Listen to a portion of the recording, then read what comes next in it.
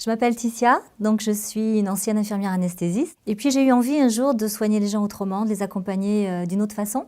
J'ai commencé des études de kinésiologie, et puis je me suis formée aussi à toutes les techniques de bioénergie. J'ai travaillé dans l'école de Yann Lipnik, puis je me suis beaucoup penchée en fait sur les causes. C'est ce qui m'intéressait le plus, et du coup j'ai écrit un livre qui s'appelle « Se libérer de nos comportements inconscients » et qui traite vraiment de toute la mécanique qui fait que ça génère des problématiques, que ce soit sur le plan physique, pourquoi pas, relationnel, professionnel, affectif et autres. À qui s'adresse votre livre ? Alors, ce livre, j'ai voulu le faire vraiment grand public parce que je crois que c'est important de comprendre déjà comment ça fonctionne, comment le cerveau est capable de mettre en place des comportements avec lesquels on va être prisonnier, qui vont générer des freins, qui vont générer des résistances.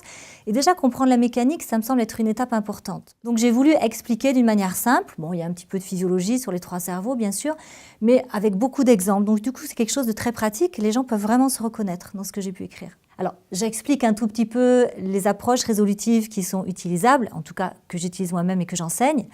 Mais après, on ne peut pas fermer le livre et dire « j'ai résolu mes problématiques », pas du tout. C'est une première marche, je pense, pour déjà éveiller les choses et mettre de la lumière en fait sur notre propre mécanique intérieure. Ce que je trouve intéressant dans n'importe quelle approche de développement personnel, c'est surtout la conscience qu'on peut avoir de soi. Les gens souvent subissent leur vie. Ils sont dans une inconscience d'eux-mêmes, dans une inconscience de ce qu'ils sentent et de ce qui les pousse en avant ou même de ce qui les retient, dans une vie qui finalement les amène à l'extérieur d'eux-mêmes, avec des obligations, avec le fait de répondre à la société, de répondre à tout ce qu'ils ont mis en place eux-mêmes. Et l'idée de ce travail sur les schémas, c'est de finalement de mettre de la lumière sur qui nous sommes. C'est ça qui m'intéresse vraiment, pour que les gens se connaissent.